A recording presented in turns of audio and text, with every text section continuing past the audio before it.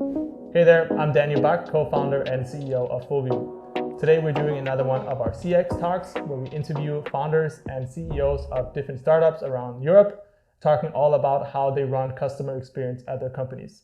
And today I'm joined by Jakob Knutzen, the co-founder and CEO of Butter. And why don't we just jump right into it? Jakob, why don't you start us off by sharing a little bit about your background and how you started Butter and where you are at today as a company? Yeah, thanks so much for having me, Daniel. I'm really excited about this. So Butter is a video conferencing tool for online collaborative sessions. We started Butter back in, I think it was mid-2020, when we were actually doing online workshops ourselves. And we were super frustrated about two things with using the more traditional tool suite. The first of these things was just the immense tool overload that we faced when we were doing these workshops. It was, handling Zoom and Miro and Mentimeter and all these various tools instead of focusing on the actual audience of the workshops. The second thing was just an inherent lack of energy in these sessions. So hard to kind of get people out of their chairs and engaged. That was why we started building Butter initially.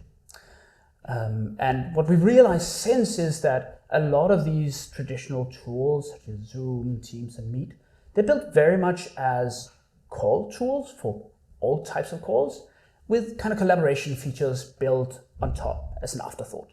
We're building Butter with remote collaboration fully in mind. Sounds awesome. And maybe you could share a little bit about where you're at today as a company. How many people are you? Yeah, so we're 18 people across 11 different countries at the moment, with customers all across the world, from Taiwan to US, Brazil, and the UK. That's super awesome. So I noticed that recently you posted about getting involved in customer support yourself, and actually everyone in your team getting involved. You even mentioned that sometimes you'll do it on the weekends if you have to get involved yourself, which I think is awesome, right? What was the motivation behind that, and do you think that more entrepreneurs should actually, founders should be doing support themselves? Yeah, so it goes a bit back to this whole thing about solving the right problem and staying close to your users. So I think I probably take around 60% of our customer support tickets, and my co-founder Chris, for instance, does around 80% of our user interviews. Wow. So from a founder perspective, and again, we're a team of 18 people, right? So so we could have other people doing this, but we think it's just super important to stay close to the users.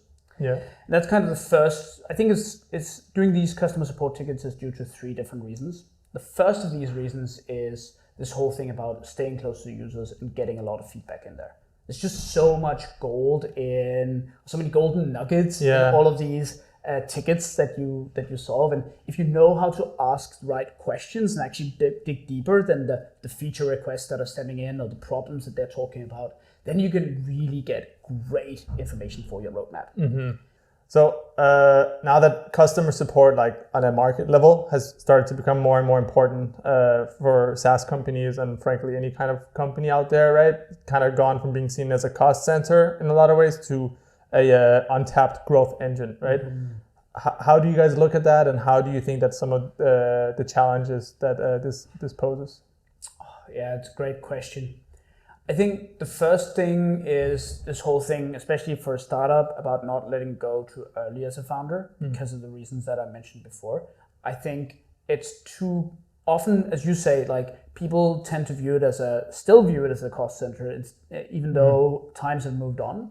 And therefore they think, oh yeah, let me just hire that customer support person that can kind of take that off my table.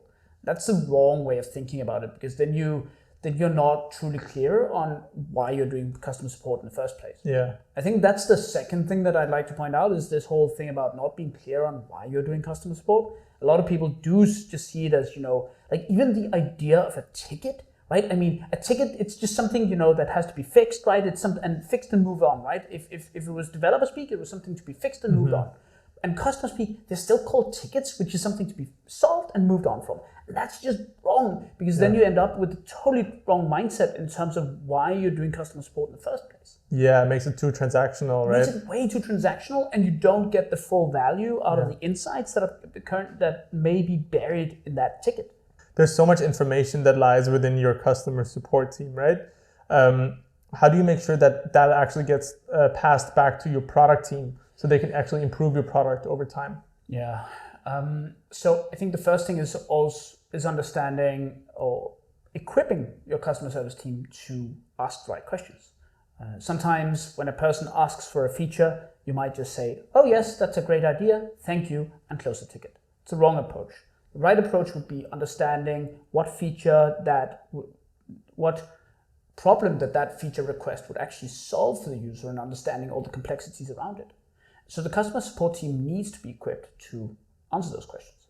The second thing is then piping all of that information from the customer support system that you've got to some kind of database that should be easily accessible. And thirdly, it's of course making sure that all of that data that lives in that database is properly analyzed and lives in your product or goes into your product roadmap. I've noticed some companies have like product managers that they'll sometimes do the actual customer support. I mean, in your case, you're literally doing it yourself as the founder of the company, even better, right? Product people doing support makes a ton of sense. Yeah, I think, right? Like it's back to, the good old fashioned, I think it was Toyota or something like that had all employees, regardless of where they kind of went into eventually, they were down to the production lines, right? And had to understand exactly how those production lines function and was part of those lines, right? I think it's the same thing for anyone that deals with product. You need to be extremely close to the customer and the user. And understanding the user's frustrations and their needs is just core to that, right? And you will not see it as real as you see it in those customer support tickets. So Jakob, like as a maybe closing question here, do you have any tips and tricks for founders who want to get more involved in customer support to basically get closer to their users and use that information to bake it into their actual product? Oh yeah, I've got so many tips. I think the core one is just making time for it, right? Making it an explicit task in your day. So we've got even like calendar invites that are sent out so everyone knows when their intercom time is. Am I supposed to say the word? And that's just super helpful because everyone knows when their duty is, right?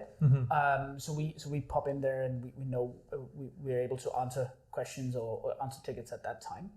The second thing for me, again, I think that might be very specific to CEO founders, but the nebulous tasks of CEO founders, like you've got so many things, yet you've got nothing, right? So I'm actually using customer support as kind of the always on task. So that's where I kind of go when I need a little bit of downtime. I go into my customer support and check out the tickets there and help answering me, right? And that kind of keeps me honest, I think.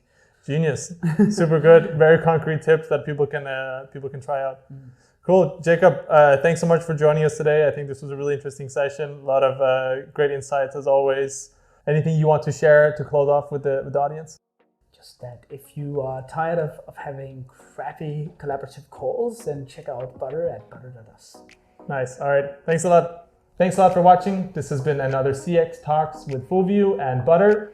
As always, if you want to learn more about Fullview, you can go to our website, fullview.io. And if you want to reach out to me with any questions, feel free to do so. My email is daniel@fullview.io. Thanks again.